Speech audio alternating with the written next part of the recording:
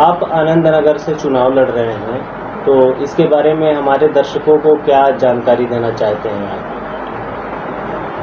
मैं विनीत मणि त्रिपाठी निराला नगर निवासी हूँ और नगर पंचायत के चुनाव में सामान्य महिला सीट आने पर मैं अपनी पत्नी को प्रियंवदा त्रिपाठी को गदा चुनाव चिन्ह के साथ निर्दल चुनाव मैदान में मैंने उतारा है। और मैं ये चाह रहा हूँ कि जनता एक ऐसे प्रत्याशी को इस बार चुनाव में चुने जो वास्तव में जनता के हितों के लिए सोचता हो, उनके लिए लड़ता हो, उनके लिए काम करता हो। आनंद नगर में अन्य कई प्रत्याशियों ने उतरा है, दमदारी के साथ प्रचार प्रसार कर रहे हैं और लोग दावा कर रहे हैं हम पूर्ण बहुमत के साथ जीत रहे हैं, तो इस बारे में आप क्या कहना चाहते हैं? आनंद नगर में जो भी प्रत्याशी आज दमदारी का दावा कर रहे हैं वो आनंद नगर में लूट के पैसे को मार्केट में पूरी तरीके से पानी की तरह बहा करके उसी दमदारी की बात कर रहे हैं। अगर उनके साथ आप जो भी चलने वाली भीड़ है उसमें समर्पित कितने लोग हैं वो आप पता करेंगे तो आपको सच्चाई पता चल जाएगी कि कितने समर्पित लोग उनके साथ चल रहे हैं। आज विनीत मणि के साथ जो भी लोग चल रहे हैं वो मेरे त्याग, मेरी तपस्या, मेरी लड़ाई, मेरा संघर्ष देख करके जिनके लिए मैंने काम किया है, आज मेरे साथ वह लोग बड़ी मजबूती से खड़े हैं। और हमारे साथ जो लोग खड़े हैं उनके सामने कहीं भी किसी भी प्रत्याशी के किराए की भीड़ टिक नहीं पाएगी। और इस समय देख रहे हैं आप कांग्रेस पार्टी के वो सपोर्टर थे, मैं अपने निगाहों से देखा कि विधायक जी कांग्रेस पार्टी के तरफ से प्रचार प्रसार कर रहे हैं, इसके बारे में आप उनके लिए क्या कहना चाहते हैं? देखिए, कांग्रेस पार्टी में मैं 2012 से जुड़ा रहा, विधायक जी के साथ 2022 में भी जुड़ा रहा। हमने पूरा काम अपनी कर्तव्य निष्ठा के साथ, लगन और ईमानदारी के साथ हमने वीरेंद्र जी के चुनाव में पूरी मदद की उनकी।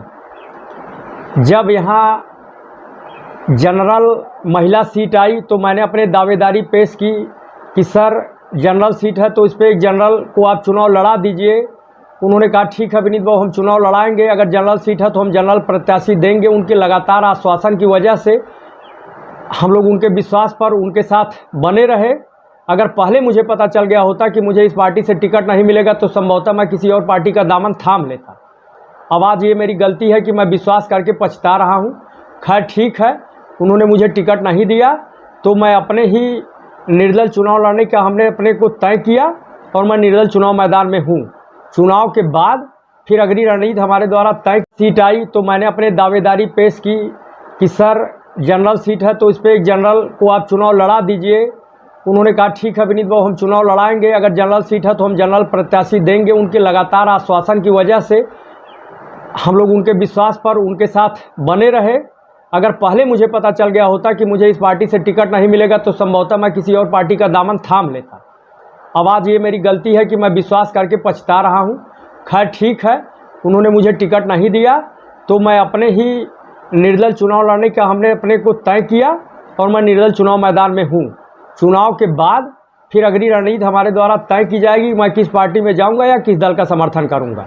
लेकिन मैंने जिस ईमानदारी से साथ दिया कांग्रेस पार्टी का और वीरेंद्र जी का, उस ईमानदारी के बदले में हमको धोखा मिला, मैं यही कहना चाहता हूँ। चुनाव जीतने के बाद आनंद नगर जनता के साथ आप क्या करेंगे? चुनाव जीतने के बाद अगर जनता ने चुनाव जिताया तो निश्चित वो चेयरमैनी का पद जनता का ही होगा और सारी जनता को कभी भी कहीं भी अगर ज़रूरत पड़ेगी तो विनीत मणि 24 घंटे उनके लिए खड़ा रहेगा।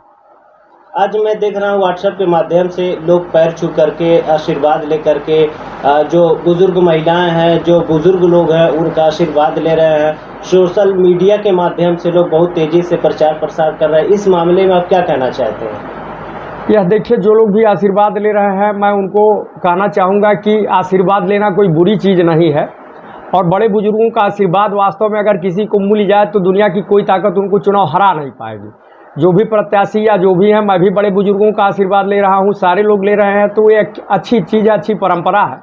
लेकिन खाली वोट लेने के लिए अगर आशीर्वाद ले रहे हैं तो ये गलत चीज़ है। इससे पहले मैंने देखा कहीं भी कोई भी प्रत्याशी किसी के घर नहीं गया, ना किसी बुजुर्ग का आशीर्वाद लिया, ना कभी फेसबुक या व्हाट्सएप पे डाला फोटो, तो ये सब अपनी चीज निगाहों से देखा जा रहा है। इस मामले में आप क्या कहना चाहते हैं? तो मैं यही कहना चाहता हूँ कि तब वो एक चुनावी आशीर्वाद है, वो जिस तरीके से आशीर्वाद ले रहे हैं उसी तरीके से बड़े बुजुर्ग भी आशीर्वाद उनको दे रहे हैं। क्या जीतने के बाद आप भी यही करेंगे या जनता के दिल में रहेंगे? जनता के दिल में मैं तब भी रहा जब मैं चुनाव नहीं लड़ा या किसी पद पे नहीं रहा, और जनता के दिलों में आज भी हूँ। मैं उनके बीच में कभी नेता बन के नहीं जा रहा, मैं उनका बेटा, उनका भाई बन के जा रहा हूँ। आज लोगों ने भ्रमित कर दिया है कि देखिए इनको लड़ना नहीं चाहिए, इन्होंने गलती कर दी है चुनाव लड़के, तो उन लोगों के लिए आप क्या संदेश देना चाहते हैं? मैं ऐसे लोगों से यही कहना चाहता हूं कि नेता और सेनापति कभी मैदान नहीं छोड़ा करते। अगर उन्होंने तय कर लिया कि उनको लड़ना है तो वो लड़ते हैं, चाहे उनकी जान चली जाए। विनीत मणि उसी नेचर का व्यक्ति है। अगर हमने तय कर लिया कि मुझे लड़ना है तो मैं कभी मैदान नहीं छोड़ूंगा, परिणाम चाहे जो आए।